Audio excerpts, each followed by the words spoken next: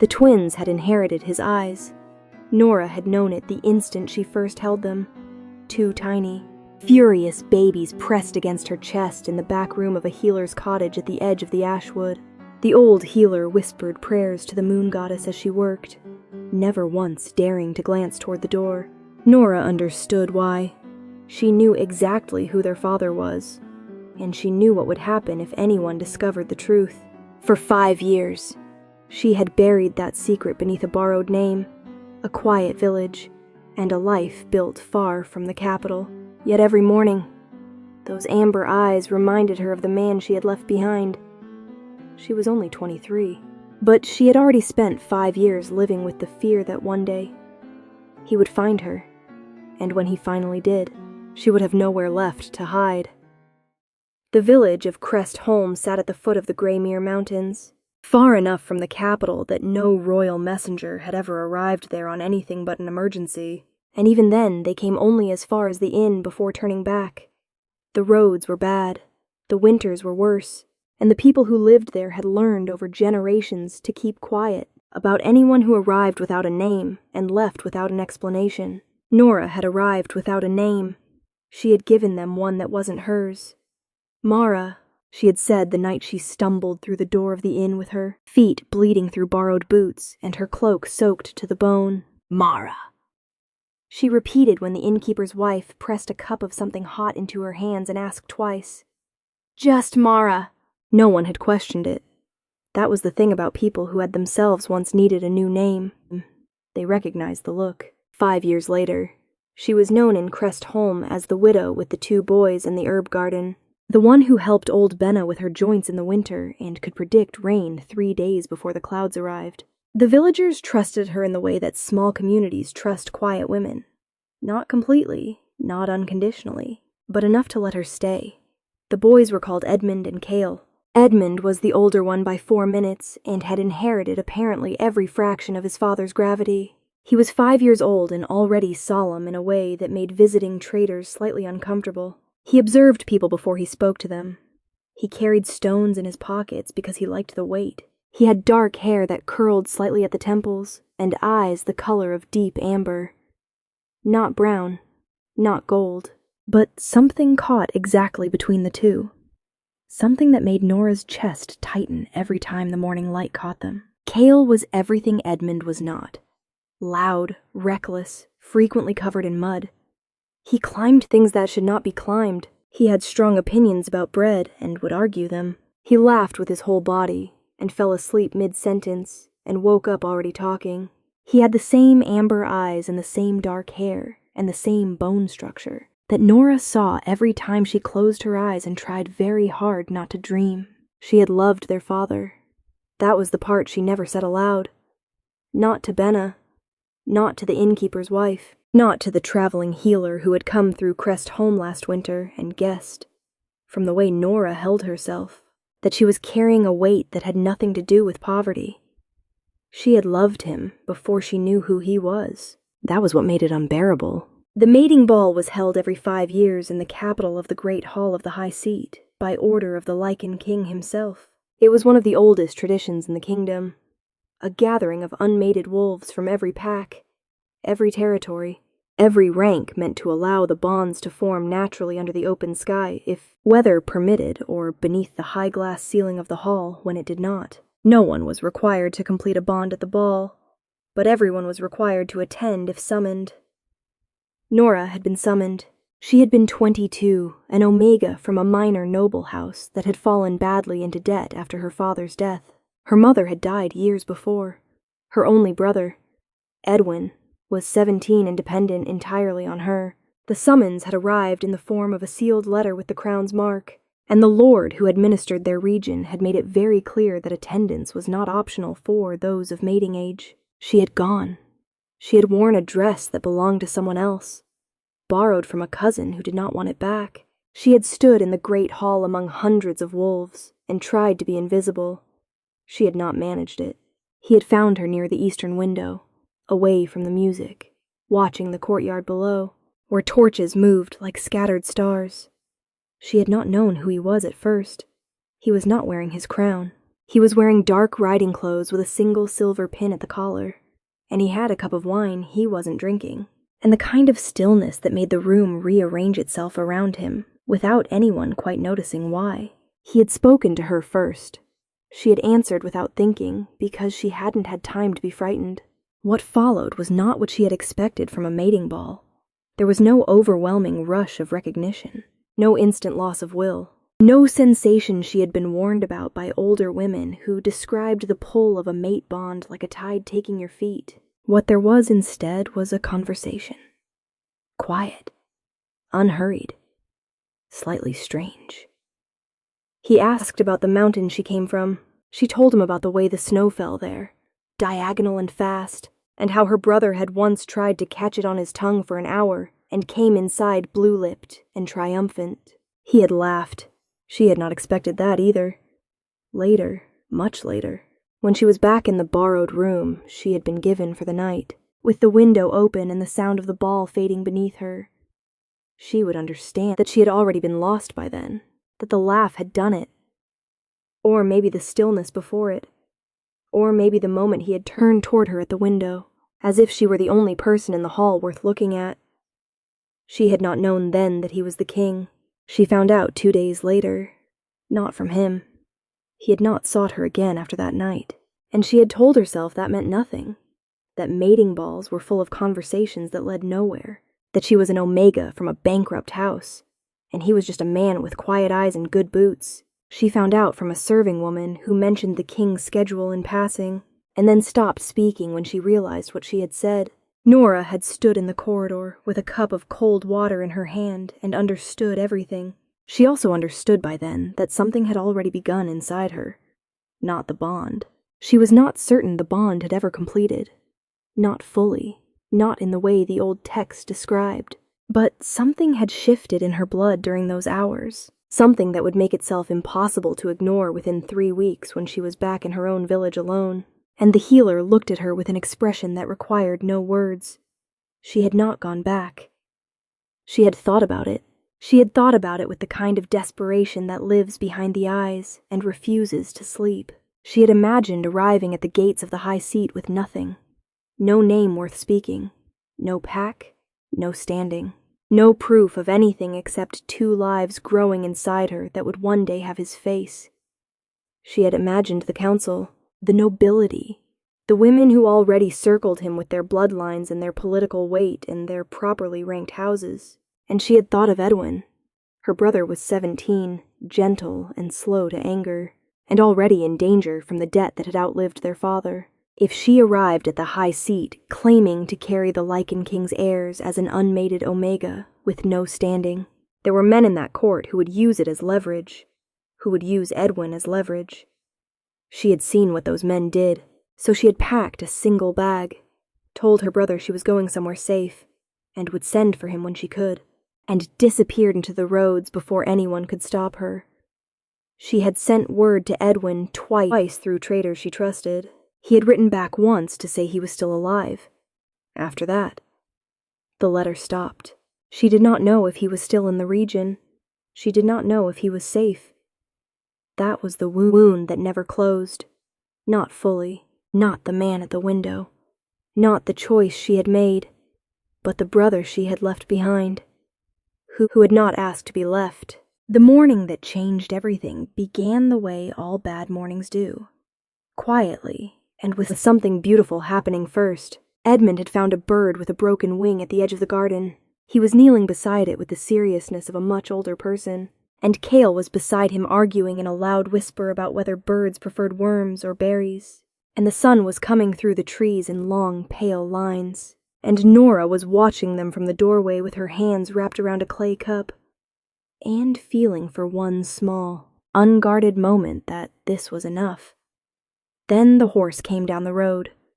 It was a large animal, too well kept for Crestholm, too carefully shod. The rider was dressed in dark riding clothes that were too fine for the dust on them, and he had stopped at the crossroads and was speaking to old Fenwick, who sold firewood from a cart. Norah watched the rider point. She watched Fenwick's head turn toward her cottage. She set down the cup very carefully. She called the boys inside with a voice she kept entirely level, and she was already moving toward the back of the cottage, toward the chest beneath the window where she kept the bag she had, never fully unpacked in 5 years, when she heard the knock at the door. It was not the rider's knock. It was someone else's entirely. 3 measured beats, unhurried, the kind of knock that does not need to announce authority, because authority was already in the sound of it. Norah stood in the center of her own kitchen with 2 5-year-old boys, pressed against her legs and the smell of wood smoke and bread in the air, and she felt the floor shift beneath her feet in a way that had nothing to do with the earth. She had known this moment would come. She had prayed it wouldn't. She had known every single morning for 5 years that it would. She crossed to the door. She opened it, and the Lichen King stood in the doorway of her cottage in Crest Home, looking at her with amber eyes. The same amber eyes she had been seeing every day for 5 years, in 2 small faces. And he said nothing at all. Neither did she. Behind her. Edmund tugged at her sleeve and said in his most serious voice, "Mother, that man looks like Cale." The silence between them lasted exactly long enough for Norah to understand that he had already seen them. Not just her, them. His gaze had moved past her shoulder the moment Edmund spoke. A single controlled shift of the eyes, the kind of movement that betrayed nothing except that it was deliberate. And she watched something happen in his face that she had no name for. Not shock exactly, something slower than shock. Something that moved through him like water finding the cracks in stone. Quiet and inevitable and impossible to stop once it had begun. He looked at Edmund. He looked at Cale, who had pressed himself against Norah's side and was staring back at the stranger with an expression of intense personal evaluation. He looked at the amber eyes in 2 small faces that were unmistakably a mirror of his own. Then he looked at Norah. She had spent 5 years imagining this moment. She had rehearsed arguments, explanations, accusations she would never actually speak aloud. She had imagined herself controlled and clear and righteous. She had imagined saying the things she had every right to say, standing in the doorway with the morning light behind him and 5 years of silence between them. She said nothing. Her throat had simply closed. Norah. His voice was exactly as she remembered it. Low, unhurried, the kind of voice that did not need volume to carry weight. He said her name the way someone might say the name of something they had been searching for in the dark. Not triumphant. Not accusing, just certain, as if finding it confirmed something he had already believed. "You should not have come here," she said. Her voice was steadier than she deserved credit for. "No," he agreed. "I should have come 5 years ago." Oh, she had not expected that. She had expected anger or authority or the cold formal language of a king, addressing a subject who had committed an offense against the crown. She had not expected him to stand in her doorway and absorb the weight of his own failure with the same stillness he had shown at the window of the great hall, looking out at torchlit courtyard below. She took a breath. "Come inside," she said, because the alternative was conducting whatever this was in the open street, and she could already see Fenwick pretending to adjust the wood on his cart while watching from a very convenient angle. She stepped back. He entered. He was larger than she remembered. Or perhaps the cottage simply made him so. He had to angle slightly through the doorframe, and the low ceiling brought him down to a scale that should have felt manageable, but did not. He wore dark riding clothes and a travel cloak pinned at the shoulder. And there was no crown, just as there had been no crown the first time. Just the silver pin at the collar. Just the quality of his stillness. He looked around the cottage with eyes that missed nothing and said nothing about what they found. Norah crouched down to the boy's level and kept her voice even. "Go out to the back garden. Take the bread I left on the table for your morning meal. I will come find you shortly." Edmund looked at the stranger. He looked at his mother. He was 5 years old and already understood that some things required patience. So, he took Cale's hand.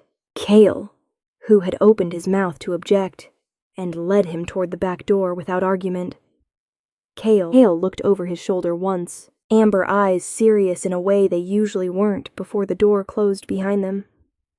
The cottage felt very quiet, Norah straightened and turned back to face him. She crossed her arms because she needed to do something with her hands, and that was the least vulnerable option available to her. "How did you find me?" she asked. "With difficulty," he said, "and not quickly enough." She felt something tighten in her chest and pushed it down. "That is not an answer. A trader from the Greymere Roads described a woman matching your description running an herb garden in Crest Holme. It took 3 separate reports before my trackers believed it was the same person." He paused. "You covered your scent. I had help." She did not explain further. Old Benna's knowledge of herbs went well beyond joint remedies, and Norah had been paying for that particular service for 4 years. He absorbed this without visible reaction. "You did not want to be found." "No. Why?" The question landed plainly without accusation, and that made it harder to answer than an accusation would have been. Norah had prepared herself for anger. She had not prepared herself for a man who stood in her kitchen and asked why, with the tone of someone who genuinely intended to listen to whatever she said. She looked at him for a moment. The amber eyes, the set of his jaw, the silver pin. "Because I was no one," she said at last. "An omega from a house with more debt than stones.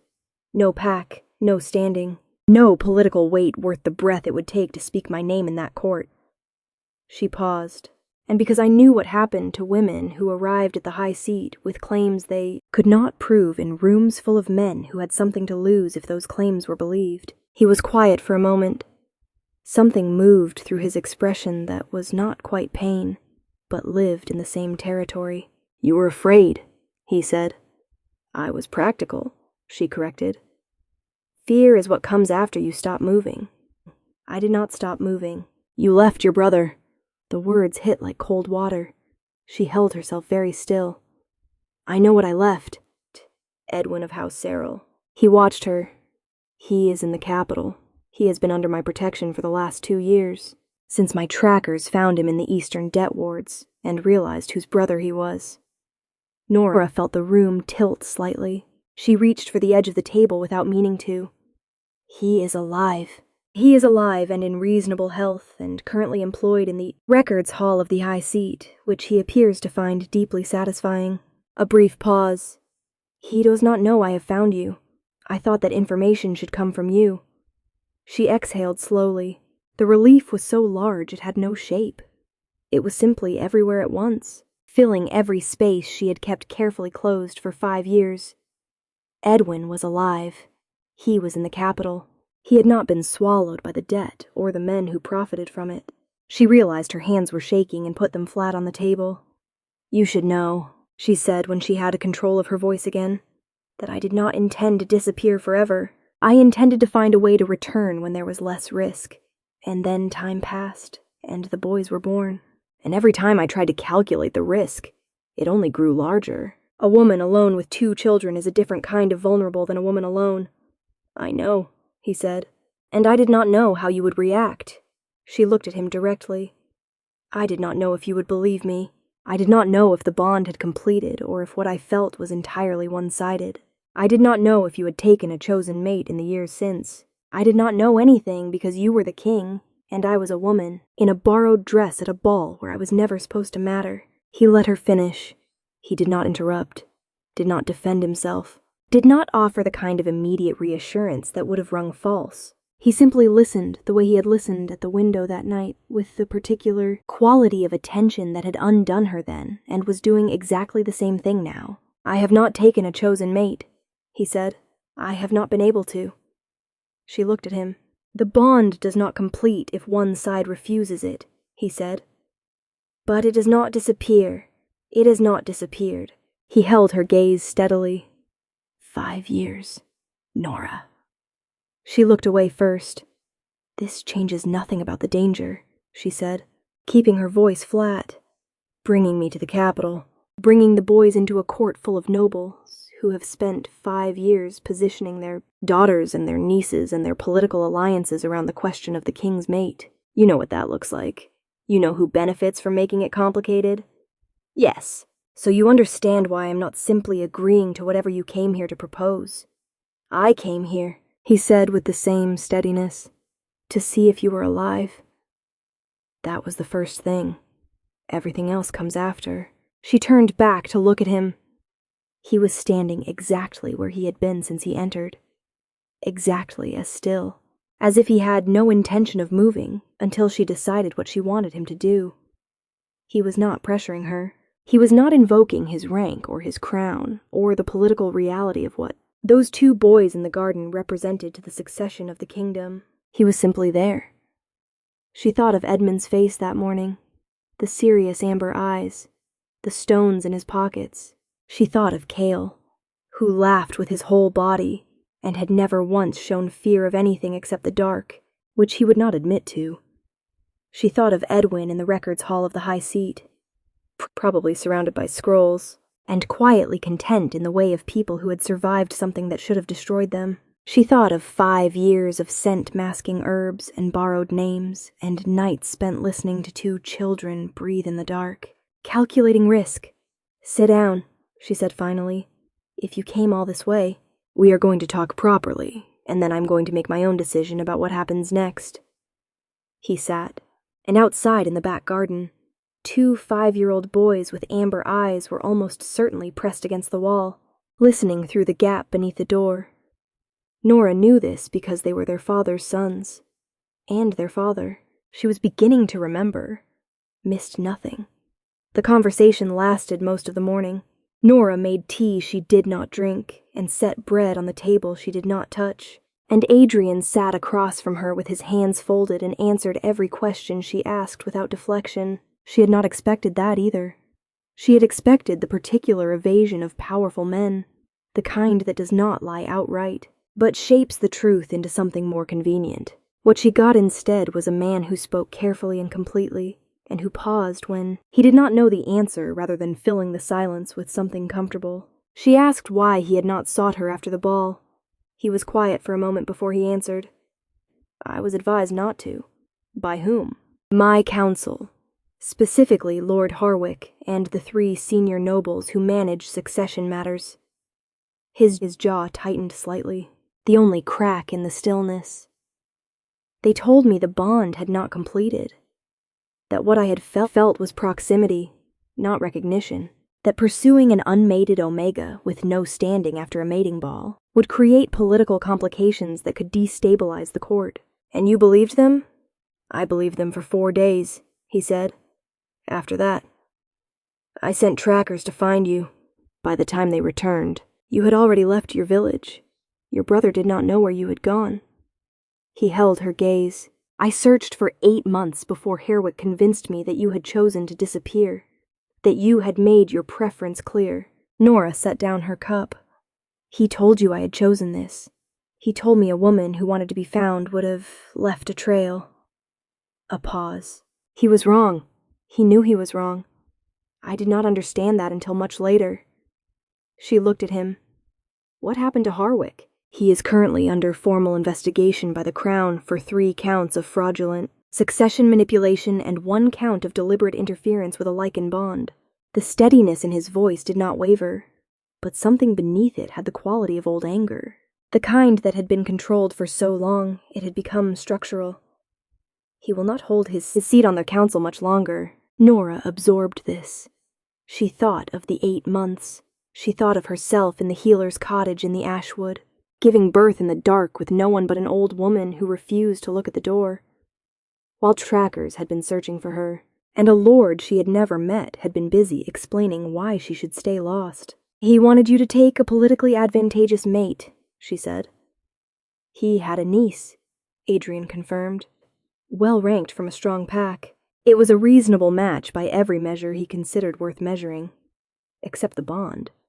Except the bond." The word sat between them. Norah had been avoiding it since she opened the door. It was easier to talk about Harwick, about Edwin, about the mechanics of how he had found her, and how long it had taken. The bond was the part she could not approach directly yet, the way you could not look at the sun straight on. She had felt it the night of the ball. She had felt something shift in her blood during those hours by the window. Some deep interior thing that had no precedent in anything she had been told about mate bonds. She had dismissed it as proximity, The same word his counsel had used because it was easier to dismiss than to follow it toward its conclusion. She had spent 5 years dismissing it. And then Edmund had been born with amber eyes, and she had known without, being able to deny it any further that dismissal had never actually worked. "The boys," she said. "Yes. You need to understand what their lives have been." She kept her voice level. "They were born here. They know this village, these people, this garden. Edmund knows every stone on the road to the mill. Cale knows which branch of the oak will hold his weight and which will not." She looked at him steadily. "They are not political objects. Whatever happens, I will not allow them to become instruments of succession or leverage in your council's arguments. I would rather stay in Crest Home for the rest of my life than bring them into an environment where they are pieces on a board." "I know," he said. "You say that easily. I say it because I mean it." He unfolded his hands and placed them flat on the table, a gesture she had not seen him make before. Deliberate, open. "I have spent 5 years ruling a court full of people who want things from me. I know what it looks like when someone is managing me toward a conclusion." He looked at her directly. "You are not doing that. You are protecting them. I understand the difference." She looked at his hands on the table. Large, steady, a faint scar along the left knuckle from something she would never know the story of. "I need time," she said. "However much you need. I am not going anywhere until I decide for myself that it is safe. Then I will stay in Crest Home until you decide." She blinked. "You cannot simply. You are the king. Adrian, you have a court. You have a kingdom. I have a second in command who is more competent than I am at administrative matters and who has been asking for more authority for 3 years. Something that was almost a smile crossed his face, brief and contained. He will survive a fortnight. Norah stared at him. "I am not going to disappear again," he said quietly. "That is the only promise I am making today, because it is the only one I can make without knowing what you will decide. But I will not disappear." She thought of Edmund at the door that morning with his serious face and his stones in his pockets. She thought of how he had watched Adrian walk into the cottage with the evaluating stillness of someone much older than 5. She thought of Cale, who had not run, which was notable because Cale ran toward everything. "The boys will have questions," she said. "I expect so. I will answer them first. You will not introduce yourself to them without my knowledge. You will not make promises to them I have not approved. And if I tell you to stop doing something, you stop immediately, yes. I mean it. I know you do," he said. That is why I agreed without arguing. He stayed. He took a room at the inn. The innkeeper's wife, whose name was Petra, looked at him for a long moment when he arrived, and then looked at Norah with an expression that contained an entire conversation. And he moved through Crest Home with the quiet efficiency of a man accustomed to unfamiliar territory. He did not announce himself. He did not bring a retinue. The 2 guards who had ridden with him were housed at the stable and kept largely invisible, which Norah appreciated more than she admitted. He appeared at her garden gate on the second morning with no announcement, carrying a bundle of roof thatch he had apparently obtained from the mill because he had noticed on his way in that a section above the kitchen window had come loose. He repaired it without being asked and was gone before the boys woke. Norah stood in the kitchen looking at the ceiling and felt something shift in her chest that she refused to name. On the 3rd day, Edmund found him. She had been watching from the doorway, close enough to intervene, far enough not to crowd the moment. Edmund had walked to the low stone wall at the edge of the garden where Adrian was sitting in the late afternoon light, reading a report one of his guards had delivered. Edmund stood beside him for a full minute without speaking, which was very Edmund. Then he said, "You have the same eyes as me and Cale." Adrian folded the report. He looked at the boy with the same attention he gave everything, the complete and unhurried kind. Yes, he said, "I do. Why?" A pause. "Because I'm your father." Norah held her breath. Edmund considered this for a long moment. He reached into his pocket and produced a smooth gray stone, which he turned over, in his fingers in the way he did when he was thinking seriously about something. "Mother said our father was far away," he said finally. "That is true. I was. Did you know about us?" "No, I did not know about you until 4 days ago." Edmund turned the stone over again. "Are you going to stay?" "I hope so. But that is your mother's decision, not mine." Edmund looked up at him with amber eyes that were an exact copy of the ones looking back at him. That is the right answer," he said, with the gravity of a judge delivering a verdict. And then he put the stone back in his pocket and walked back toward the cottage. Norah exhaled. On the 5th day, Cale climbed onto the wall beside Adrian without preamble and demanded to know if he could shift into a wolf and how large. Was the wolf, and could the wolf run faster than a horse? Because Cale had a theory about horses that he needed to resolve. Adrian answered each question with complete seriousness. Cale considered the answers and then declared with the finality of someone settling a long debate that wolves were definitively faster than horses, and that he had known this all along. That night, after the boys were asleep, Norah stood at the window of her kitchen, looking out at the dark garden, and acknowledged in the private interior, where she kept the things she could not yet say aloud, that she was losing the argument she had been having with herself for 5 years. It was not the thatch. It was not the answers to Cale's questions, or the complete seriousness with which he had treated a 5-year-old's theory about horses. It was not even the way he had looked at Edmund when the boy said, "That is the right answer," and walked away. It was the fact that he was still there, that he had not explained to her why staying was inconvenient, or calculated the political cost of a fortnight in a village at the foot of the Greymere Mountains, or attempted to move her decision forward with the subtle pressure of a man accustomed to getting what he wanted. He was simply there, the way he had said he would be. And Norah, who had been her own only constant for 5 years, felt the part of her that had been holding the door shut begin very slowly to consider that perhaps some doors were not meant to stay closed forever. She did not open the door that night, but she stopped bracing against it. The letter arrived on the 8th day. It came by royal messenger. Not one of Adrian's guards, but a formal courier in the colors of the high seat, which meant it had been sent through official channels, and not through the quiet network Adrian had been using to manage his absence from the capital. Norah watched the courier hand it to Adrian at the inn gate from across the road, and she watched the way Adrian's face changed as he read it. Not dramatically, not with the kind of visible alarm that would have been easier to interpret, just a controlled tightening around the eyes, a stillness that was different from his usual stillness in the way that a held breath is different from a calm one. He came to her gate an hour later. "There is a problem in the capital," he said. She let him in. She did not ask him to sit because something in his posture told her this was not a conversation for sitting. "Tell me." "Lord Harwick has been moving faster than my investigators anticipated. Before I left the capital, I placed 3 members of his inner council under observation. 2 of them have now disappeared. Not fled. Disappeared. Which means Harwick knew they were being watched and removed them before they could be questioned." He set the letter on the table. "He has also begun circulating a formal claim through the nobility." "What claim?" Adrian was quiet for a moment. "That the Lycan King has abandoned the high seat to pursue a personal matter of questionable legitimacy, that in his absence the succession is unstable, and that the crown's failure to produce a formally recognized mate or heir represents a crisis requiring intervention by the senior council." Norah looked at the letter. She did not touch it. "He is making a move for regency.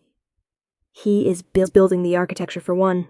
Yes, he does not have enough support yet to act directly, but if I remain absent much longer, the architecture will be complete." She understood the structure of what he was not saying. If Harwick secured enough of the nobility behind him, he could call a formal council session in the king's absence and begin the process of appointing a temporary governing body. It would not remove Adrian from the throne directly. That required far more than Herrick currently had. But it would constrain his authority, bury the investigation into the succession manipulation, and make the question of Norah and the boys infinitely more complicated to resolve. Harwick did not need to win. He only needed to create enough chaos that winning became someone else's problem. "You have to go back," she said. "Yes." She looked at him. He looked back. The kitchen was very quiet. This was the moment she understood. Knotted a door, slowly considered. but a door that the world was now forcing open, whether she was ready or not. She could stay in Crest Holm. She could send him back to the capital alone, maintain the distance, keep the boys in the only life they had ever known. Harwick would do what Harwick intended to do regardless, and she would be safe in the way that people who have cut themselves off from everything dangerous are safe completely and at great cost. Or she could move. "I need one day," she said.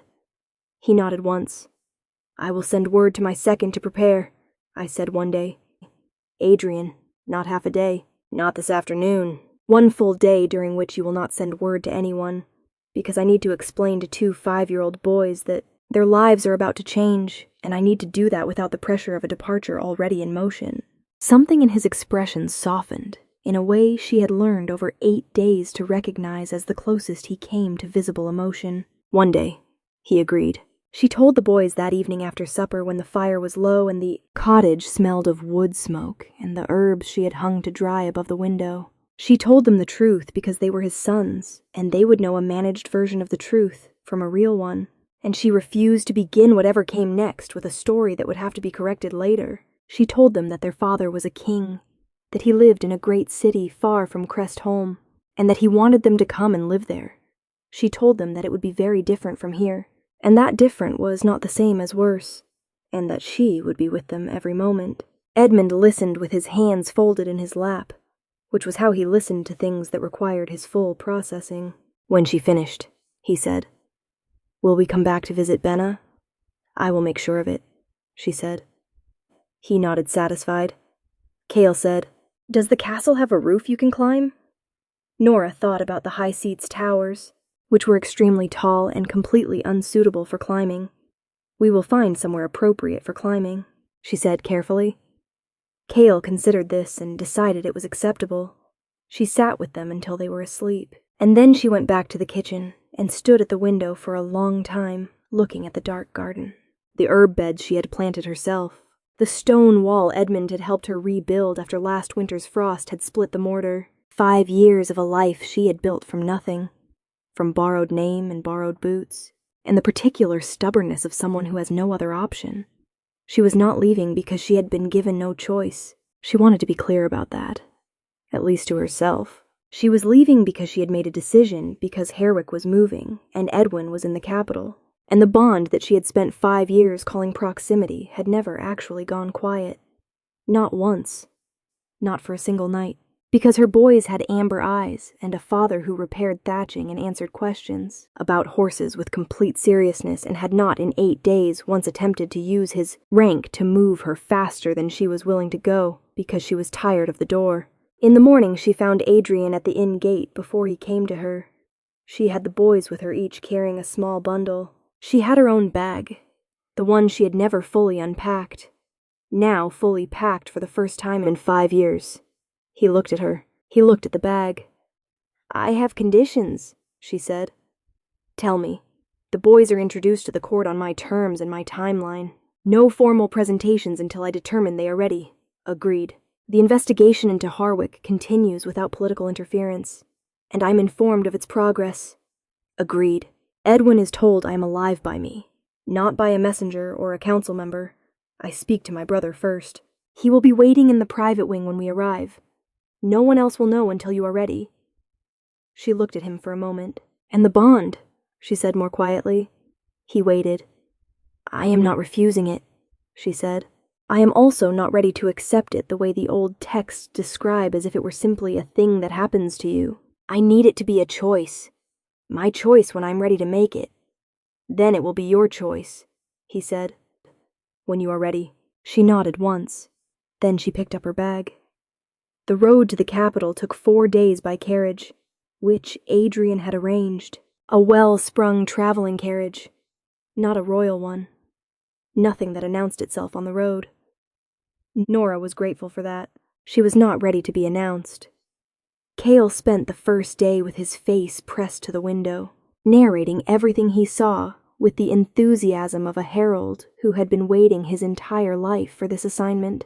Edmund sat beside his mother and watched the landscape with his characteristic gravity, and asked at one, point whether kings were required to attend council meetings every day or whether there were days off. Adrian, sitting across from them, said that council meetings were, unfortunately, very frequent, but that he had found ways to make them shorter. Edmund considered this.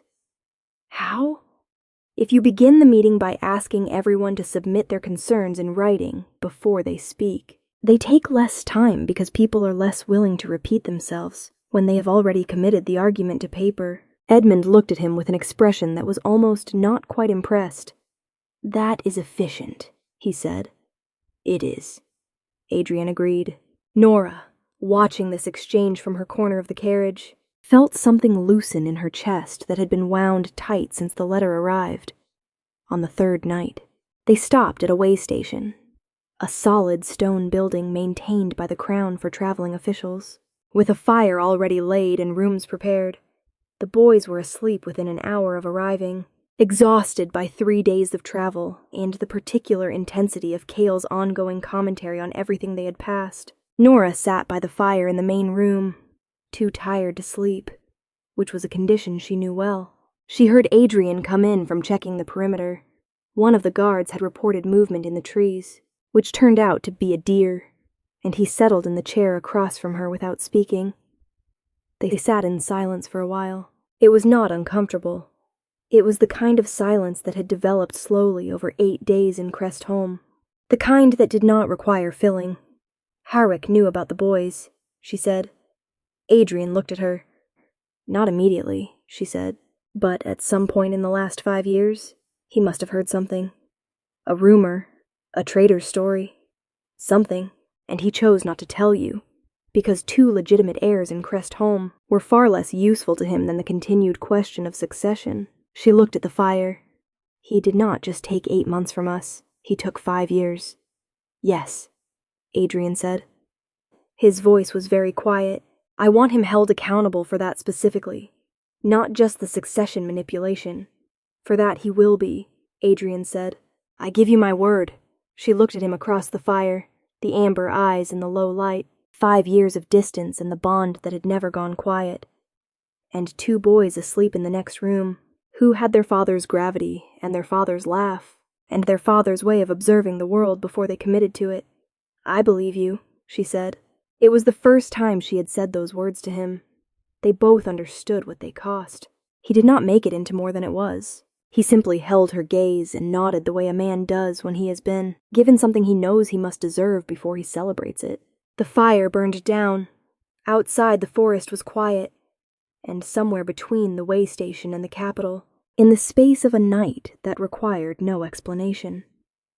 The door that Norah had been bracing against for 5 years finally opened, not with a declaration, not with ceremony, but with 2 words and a long, honest look across a fire.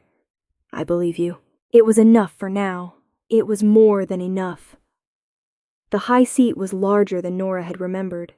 She had been here once. Years ago, in a borrowed dress with borrowed boots, and a name she had nearly forgotten how to answer to. She had stood in the great hall beneath the glass ceiling and watched torchlight move across the faces of nobles who had never noticed her, and she had felt entirely invisible in the way that only people with no power in a room full of it can feel. She did not feel invisible now.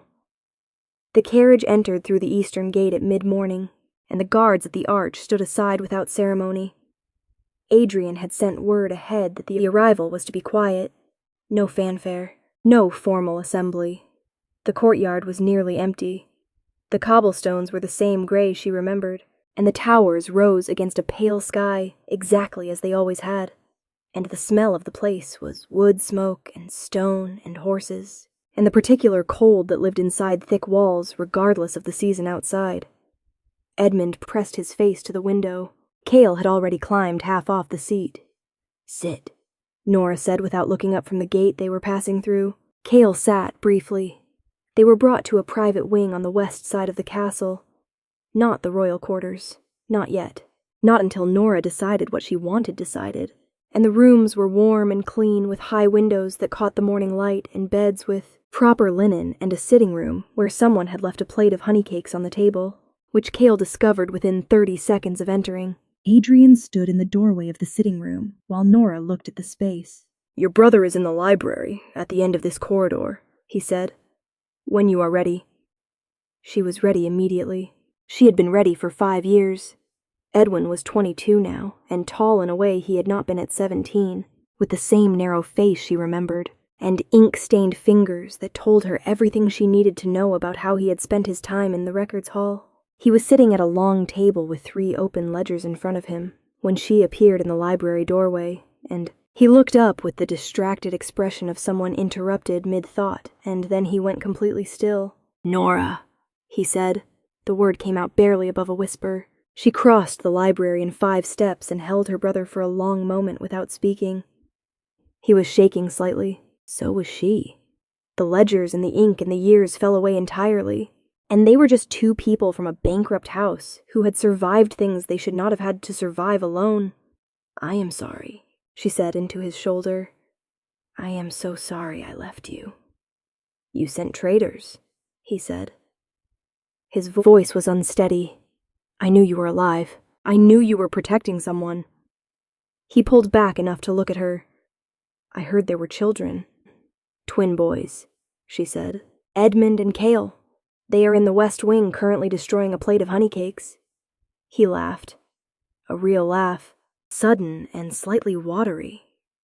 And she felt the last piece of the wound that had never fully closed begin, finally to heal at its edges. Lord Harwick's formal hearing was held 6 days after Norah's arrival.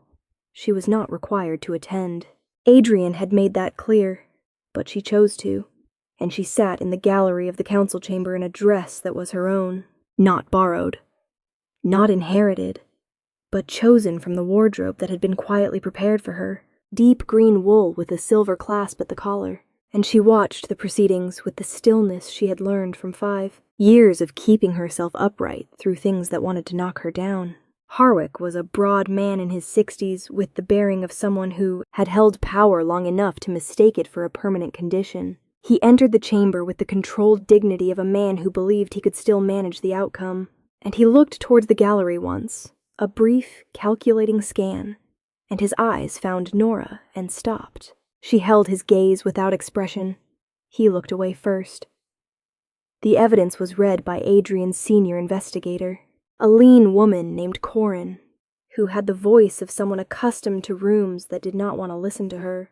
She presented it methodically, the deliberate misdirection given to the king's trackers in the months after the mating ball, the suppression of 3 separate reports that had placed Norah in the Greymere region, the forged correspondence suggesting she had chosen to disappear voluntarily, the manipulation of succession documents to elevate Harwick's niece as the council's preferred candidate, the removal of 2 witnesses in the weeks before Norah's arrival.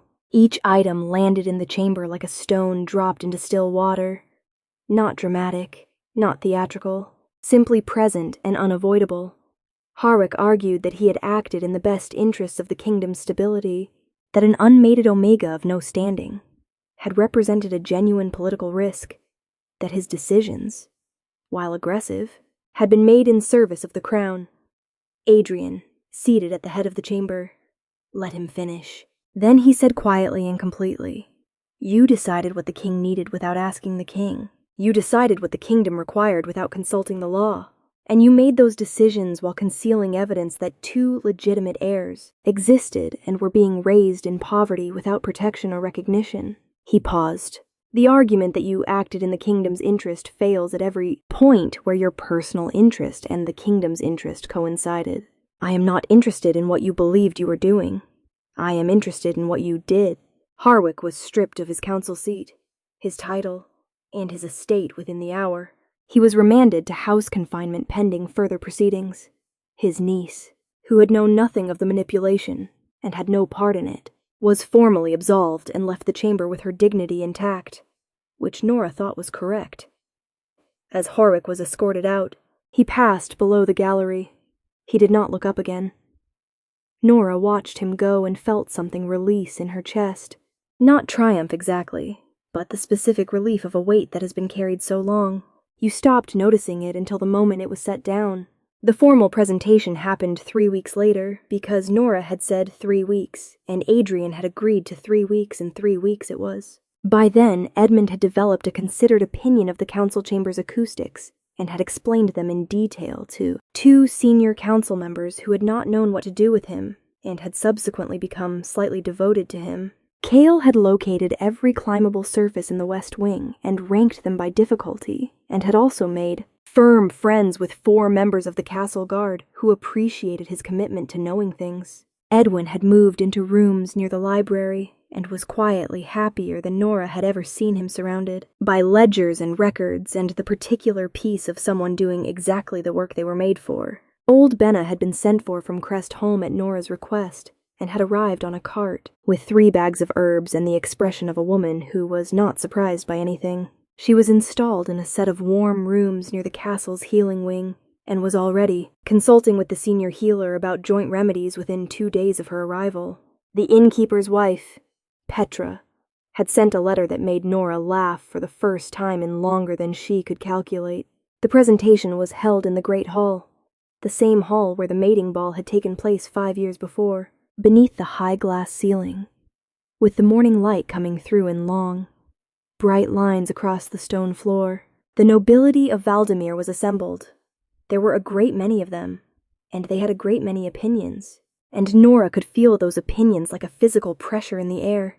She walked in beside Adrian, not behind him. She had been clear about that.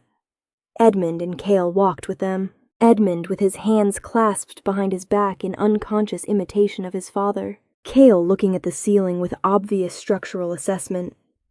Adrian spoke briefly and without elaboration. He presented Norah as his mate, recognized, chosen, and permanent. He acknowledged Edmund and Cale as his heirs. He noted that the circumstances of their separation had been the subject of formal investigation and that the responsible parties had been addressed. He did not invite questions because it was not a discussion. Norah looked at the assembled faces and felt for the first time since she had stood in this hall in a borrowed dress, completely like herself, not an omega of no standing, not a widow with a borrowed name in a village at the foot of the mountains, not a woman in a carriage calculating risk herself. The bond completed that evening, not in ceremony, not in the formal way the old text described with ritual and declaration under the full moon. It completed in the sitting room of the West Wing after the boys were asleep, while Norah and Adrian sat together in the low firelight, and she looked at him and understood that she had already decided, and that the only thing left was to stop waiting for a better moment. There was no better moment. There was just this one. She reached across and took his hand. He looked at her. "I choose this," she said quietly, clearly with the full weight of everything it had cost her to be certain of it. "Not because the bond exists, because I am choosing it. That matters to me." "I know it does," he said. "It matters to me as well." She felt it then, the thing she had called proximity for 5 years, the thing that had never gone quiet, the thing that had lived in her chest like a steady, low note beneath everything else. It expanded slowly, filling every space she had kept carefully closed, warm and complete, and entirely without the violence she had feared. Not a tide taking her feet, something she was standing inside willingly, with both eyes open. He brought her hand to his lips briefly, a gesture so quiet and contained that it said everything precisely because it attempted nothing more. She leaned her head against his shoulder, and the fire burned. And the castle was still around them, and outside the window the moon was full and clear above the towers. Edmund grew into a young man of exceptional gravity and strategic patience, qualities that made him an extraordinary future leader and an occasionally exhausting companion at the dinner table. He kept stones in his pockets until he was 12, when he transferred the habit to keeping a small ledger for observations instead. He visited Crest Home every summer until he was old enough to go alone, and he always came back with something for Benna's herb garden. Cale became, to no one's surprise, the kind of person that rooms reorganized themselves around, loud and warm and fiercely loyal, the sort of alpha who led by being impossible not to follow. He climbed every tower in the high seat at least once, and kept a list, and argued until the end of his life that the southeastern tower in the 3rd courtyard was definitively the best, though he conceded that the northern approach was more technically interesting. Edwin remained in the records hall for 40 years and produced a comprehensive history of Valdemir's succession laws that became the definitive text on the subject, which he found deeply satisfying. He married a woman from the Cartographers Guild who had strong opinions about everything and matched him exactly. Harwick's formal proceedings concluded 18 months after his removal from the council. He lived out the remainder of his years in reduced circumstances, held accountable not by public spectacle, but by the slow and complete dismantling of everything he had built on other people's losses. It was, Norah thought, a more thorough justice than a dramatic ending would have been. Old Benna outlived everyone's expectations by a considerable margin, and died at an age she refused to confirm, in warm rooms, surrounded by more herbs than the castle strictly needed, and entirely content. Norah ruled beside Adrian for the rest of her life, not behind him, not above him, but beside him, exactly as she had walked into the great hall that morning, with the light coming through the glass ceiling, and 2 boys who had his eyes. She was Luna of Valdemir, mate of the Lichen King, mother of heirs, sister of a historian, and in possession of a garden in the west courtyard, where she grew the same herbs she had grown in Crest Holm, because some things were worth carrying forward. She never forgot the cottage. She never forgot the 5 years of mornings with her hands around a clay cup, watching 2 small faces in the garden, and calling it enough. But she understood with the certainty of someone who has finally put down a very heavy door that enough had never been all she deserved. She had simply needed to stop bracing against the door,